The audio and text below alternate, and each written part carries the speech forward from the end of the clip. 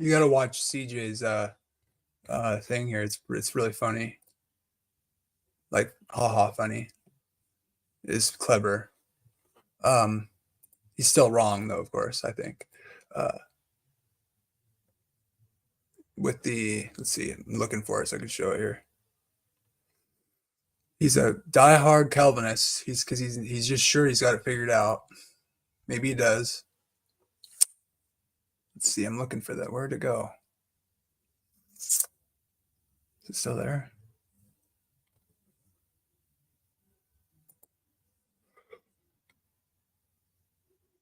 Let's see.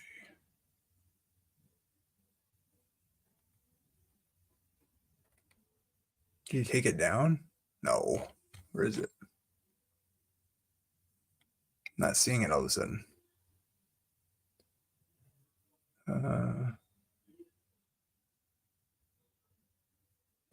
Let's see. There it is. You should put your CJ, if you watch this, you should put your videos that you upload on your front page, especially if you have new videos, because then when people go to your channel, they'll see it. But let me share that.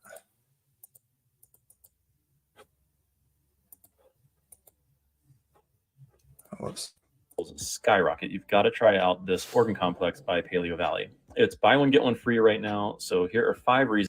The third chapter of the Westminster Confession opens up with the following affirmation of determinism. God, from all eternity, did, by the most wise and holy counsel of his own will, freely and unchangeably ordain whatsoever comes to pass. Yet, so is thereby, neither is God the author of sin, nor is violence offered to the will of the creatures, nor is the liberty or contingency of second causes taken away, but rather established. What is the liberty of these second causes? Okay, no violence to the will of the creature, meaning he doesn't have to force anything, right? Okay. It's like God ensures that every molecule will go exactly where it's supposed to go without possibility otherwise, but in such a way that he's not guilty for every particle going exactly where it will go without a possibility of otherwise.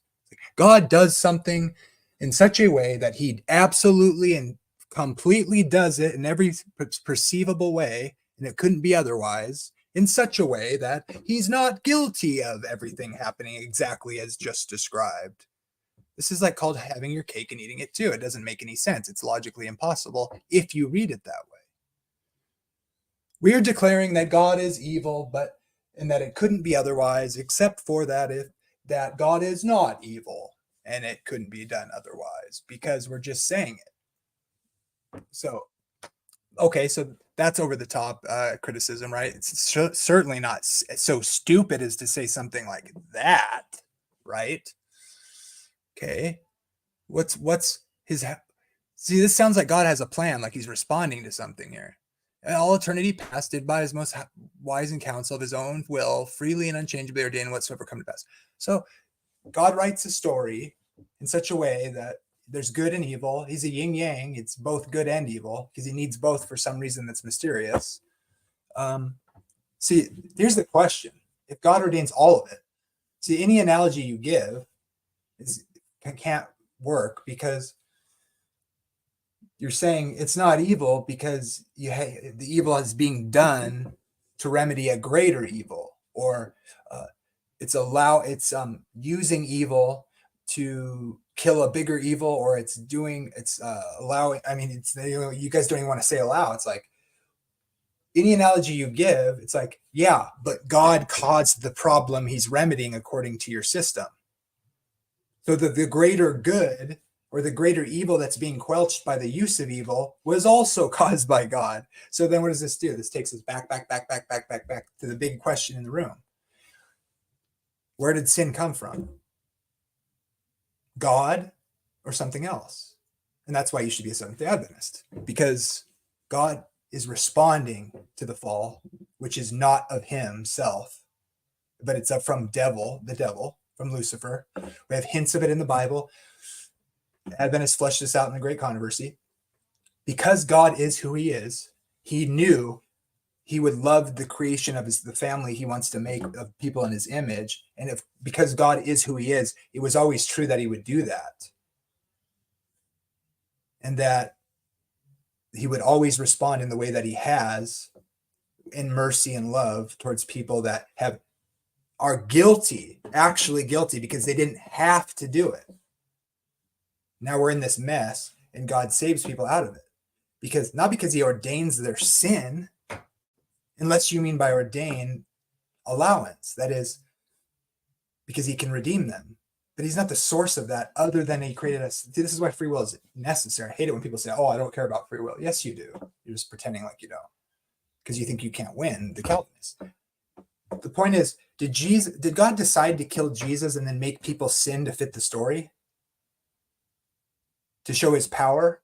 Or was it always true that if he creates beings that do sin, and that which is against his will, a thwarting of his will, if you wish, but that he would demonstrate who he is by it? Okay, then you're saying God caused them, he ordained them to sin, but why? Ordained, not being caused, determined. The only thing he caused is people to exist. And his character is such that he would respond in a particular way. The problem with any analogy, yes, I believe God can use evil in the way the Bible carefully and particularly describes it. It doesn't just, if it wasn't concerned about keeping God from looking evil, it wouldn't be written the way it is. It's like when he sends a lying spirit, God would just do whatever. Especially if everything was just determined, and we're supposed to believe it that way. You'd think he just determines. I guess we're just pawns in this weird game where people are. I don't even know what regeneration means anymore. Does regeneration believe the doctrines of Calvinism? I don't know why you guys think non-Calvinists are even saved. Because if the only way you can believe the truth of Calvinism is to be regenerated, how can people be regenerated and not believe Calvinism? It doesn't make sense. Seems like if what you're saying is true. If it is true, then only Calvinists would be saved. Is that truth that they have come to believe, which is the truth about salvation and God. Everybody else is making stuff up. And you can only believe the truth if God regenerates you because you're totally depraved, which doesn't actually mean you're dead in your sins. It means you're dead in your bad doctrine, I guess, suddenly. Historically, it's like kind of changed, right? It used to be that you're dead in your trespasses and sins, and that's like kind of like the bondage of the will because you're dead in your sin. That is your breaking of God's commandments. But now it's become you're dead in your not believing the right doctrine. And only God can make you believe the true doctrine of Calvinism.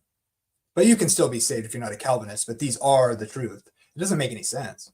I think that's a perversion of the original issue, which is this, that God saves people who have gone away from him, which is shown and defined by sin. But when you make it about this doctrinal, the nature of causation and whether or not God's evil and it's okay or not, none of that makes any sense. It's just like this. It's like you can choose to do this or that. Choose life so that you may live, and God will help you. You're not saved by believing in Calvinism or believing that you can't lose your salvation. It's like this. Sin, the wages of sin is death. Now choose life. God will give mercy and he'll conform you to the image of the Son. You won't be saved by believing doctrine.